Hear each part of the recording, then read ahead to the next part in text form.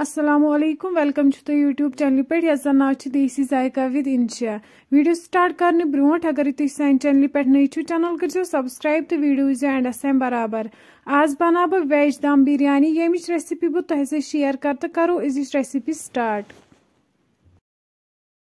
अत खतर मे निमित गंड मटर बासमती तोमुल ٲलवٕ तो टमाटर ये नी मे वन बासमती तोमुल तो यह थवन बह लगभग अड़िस घंटस वजनाउन।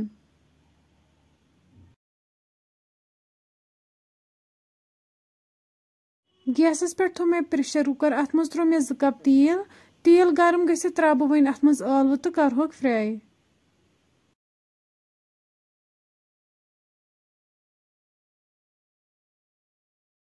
तुम हेकि वुचित ٲलवٕ फ्राई गमज तो वन कड़क बह अकिस बानस मज नेबर।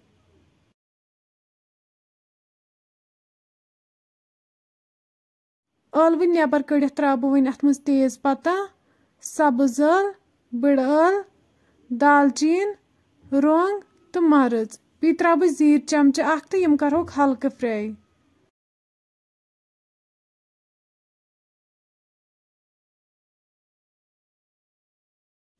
हल्के फ्राई गसित त्रा बह वन अत मज गंड तो ये फ्राई करुन।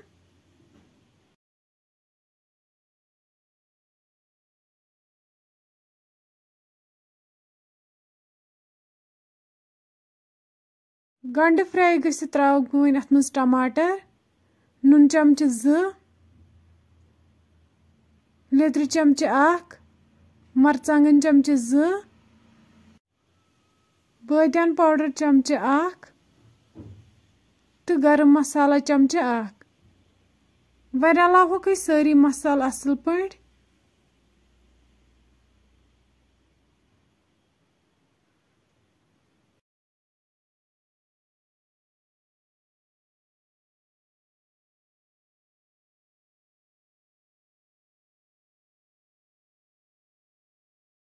तुम हेकि वुचित टमाटरन लोग तलन तो वन त्रो अत मज मटर तो यम ते करहोक फ्राई।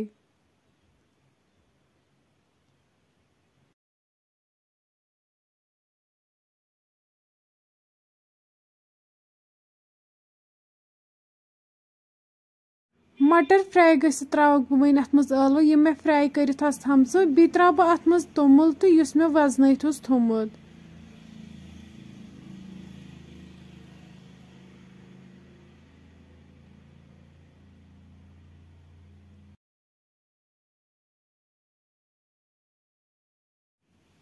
तोमुल तो लगभग 5 मिनटन फ्राई कर तो अम पत त्रो अत मज 2 गिलास आब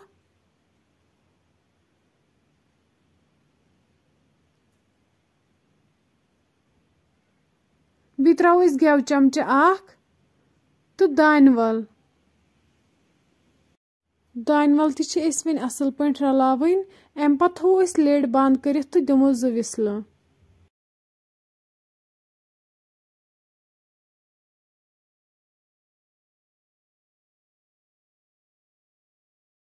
दोयो विसलो बाद तुम हेकि चेक कर सन वेज दम बिरयानी बिल्कुल तैयार।